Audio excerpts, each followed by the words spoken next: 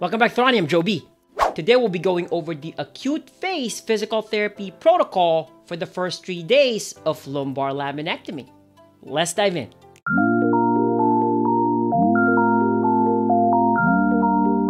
Lumbar laminectomy is a surgery done in the low back to alleviate pain by decompressing nerve roots. This is done through removal of a part of the vertebral bone called the lamina.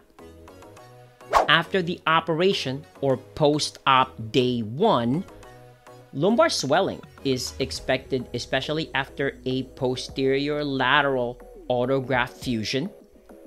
Ice to the incision will help reduce pain and avoid heating pads. Exercise can be started with abdominal hollowing in preparation to proper log roll transition, held for 6 seconds for 10 reps. If a patient can perform the hollowing with no increase of pain or difficulty, then gluteal sets can be added.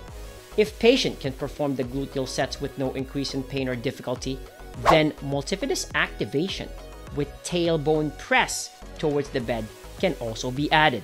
Once core and back stabilization exercise are taught, this will allow the patient to keep the spine in neutral during introduction of the log roll technique. Patient can be asked to which side is preferred to perform the supine to sit prior to the technique. One sitting, then the back brace can be worn on that position, but can also be worn during standing. If patient decides to wear it in standing for a snugger fit, then sit to stand technique can be taught while still adhering to the neutral spine technique. Back brace can be worn during out of bed. If with osteoporosis, then a bone stimulator can be used. Before donning, tightening straps should be loosened. Donning should be such that the apex of the posterior aspect of the brace should be in line with the spinous process of the thoracic vertebrae.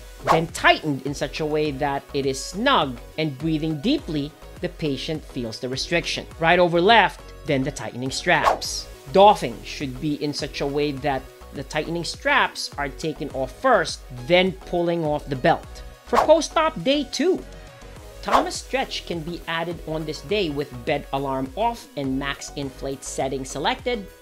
Hamstring stretches can also be added with same hospital bed parameters. And finally, a gastrocnemius stretch can be added on this day with the least restrictive assistive device that can be used, and abdominal hollowing before bringing the hips forward. All stretches are held for 30 seconds each, 3 times. For post-op day 3, forward step-ups can be initiated in preparation to home transition, especially if the patient had stairs at home to negotiate.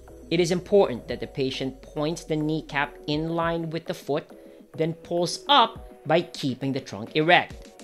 This is to avoid increase in low back pressure or pain.